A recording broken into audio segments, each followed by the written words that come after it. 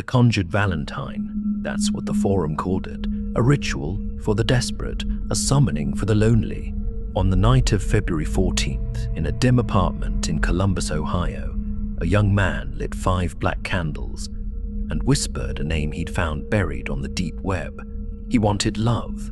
He wanted someone. What walked through his door that night wore a woman's face. It spoke with a woman's voice, but it was not a woman. And by morning, the only thing left of him was a Valentine's card, unsigned, sitting on a bare mattress soaked in cold. His name was Daniel Maddox, 26 years old, grew up outside Dayton, worked the night shift at a warehouse distribution center near the I-70 corridor. Quiet guy, kept to himself mostly. Daniel wasn't the kind of person who stood out. Average height, thin build, brown hair that always looked a little unwashed. He had a decent face, the kind people forgot 5 minutes after meeting him. That was the problem, really.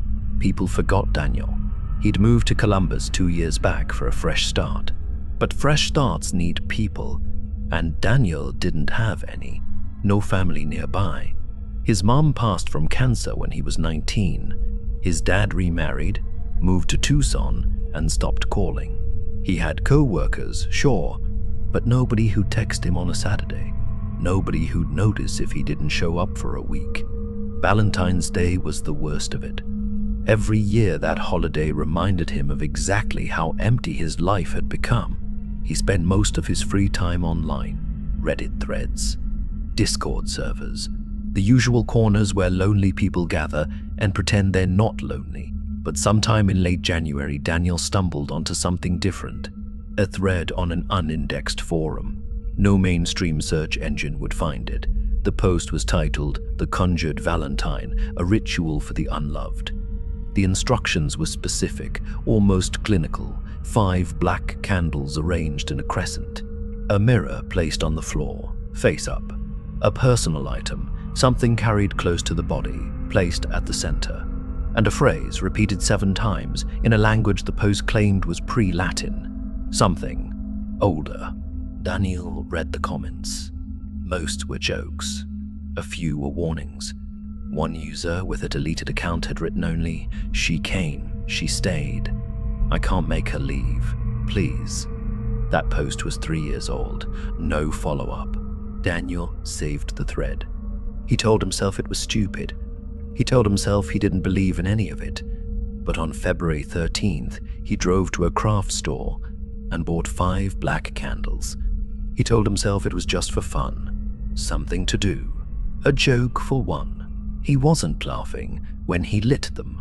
At 11:47 p.m., Daniel knelt on his apartment floor, placed his house key in the center of the mirror, and began to whisper. The words felt wrong in his mouth, heavy, like swallowing stones. The candle flames leaned inward, all 5 toward the mirror. At 11:58 p.m., someone knocked on his front door. 3 slow knocks, patient. Like whoever stood out there had been waiting a long time. He opened the door. She was already smiling. She was beautiful in a way that didn't make sense for his doorstep at midnight. Dark hair, pale skin, a red dress, like she'd come from somewhere nice.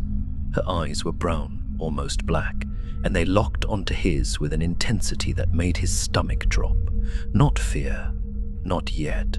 Something closer to vertigo.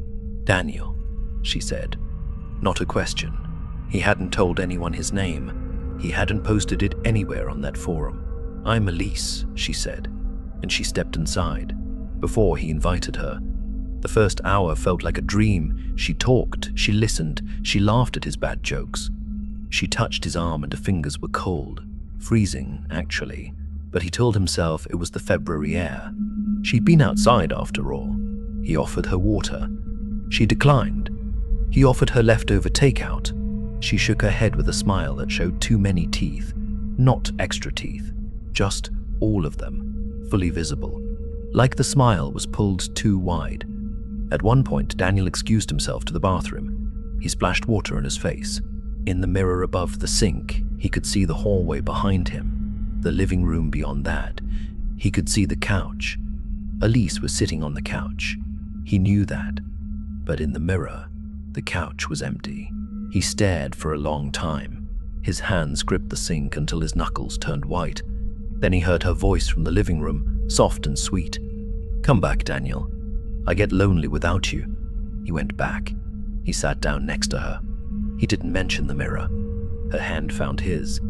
Her skin felt like holding a glass of ice water, and her grip was stronger than it should have been. Much stronger. "You called for me," she whispered, "and I came. Isn't that what you wanted?" Around 2 a.m., things shifted. Her questions changed. She stopped asking about his hobbies or his job. She started asking about his mother, about his father leaving, about the nights he sat in this apartment and wondered if anyone in the world would care, if his heart just stopped. She asked these things gently, almost tenderly, but there was a hunger behind her eyes now. Each answer he gave seemed to satisfy something in her, like she was feeding, not on the words, on the pain behind them. Daniel felt tired, drained in a way that didn't match the hour. His chest ached, a dull pressure like a fist pressing from the inside. "You're so full of it," Elise murmured, leaning closer. Her breath had no warmth. "All that loneliness, all that want, it's practically pouring out of you." She placed her hand flat against his chest, over his heart. Her palm was so cold it burned.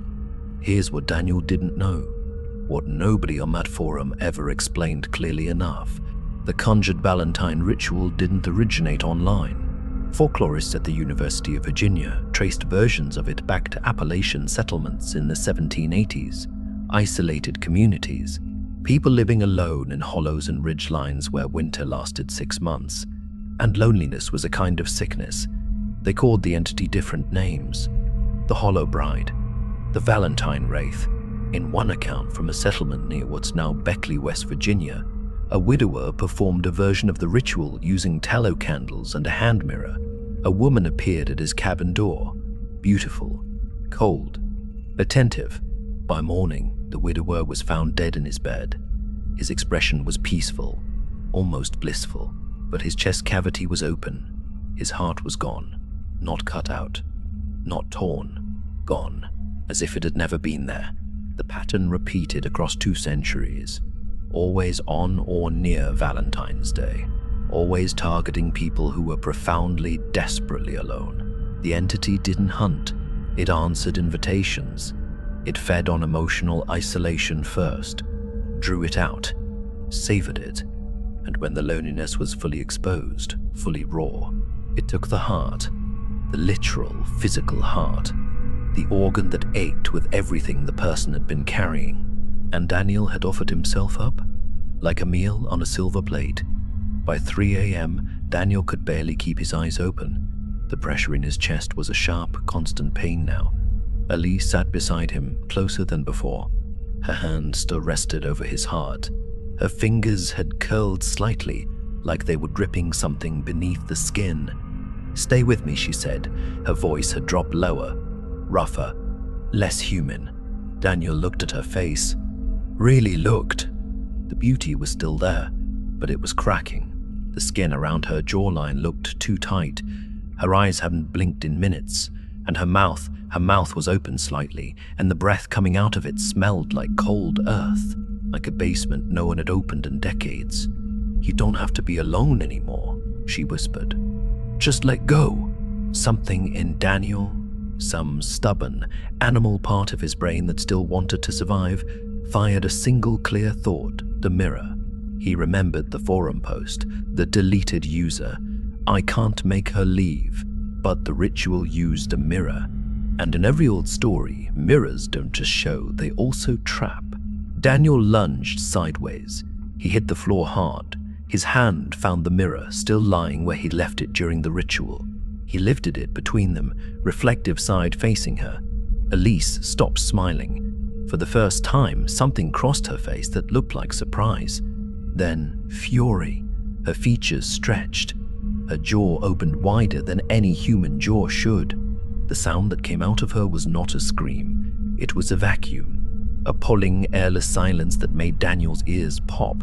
The candle flames roared upward, then went out. All 5. simultaneously. Then nothing. Darkness. Silence so complete it felt solid. When Daniel finally found his phone and turned on the flashlight, the room was empty. The mirror in his hands had a single crack running through its center, and his chest. The pain was gone, just a deep, hollow ache where it had been. Daniel didn't sleep that night. He sat in the corner of his kitchen with every light on until the sun came up. He threw the candles away. He smashed the mirror and buried the pieces in a dumpster behind a gas station on East Main.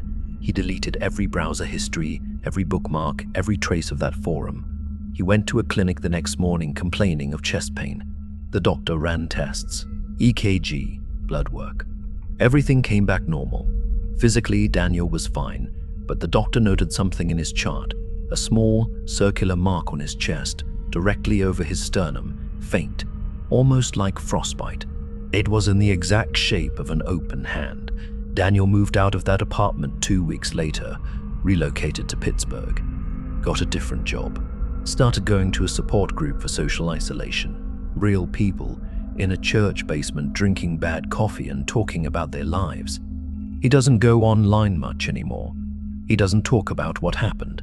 But his roommate, a guy named Chris who works construction, says Daniel does one strange thing every night without fail. Before bed, he covers every mirror in the apartment with a towel, and every February, around the 13th, he leaves town entirely, drives north, stays in a motel near Erie with no mirrors in the bathroom, doesn't come back until the 15th. When Chris asked him why, Daniel just shook his head. "Some doors," he said quietly, "don't close all the way." The forum thread was taken down sometime in March, but cached versions still surface now and then. New posts appear every January. New lonely people, new questions, new curiosity. Nobody knows how many people have tried the ritual. Nobody knows how many succeeded. The ones who failed probably just felt foolish and moved on. The ones who succeeded, well, some of them moved on too, and some of them were found in the morning, with peaceful faces and open chests, and nothing inside.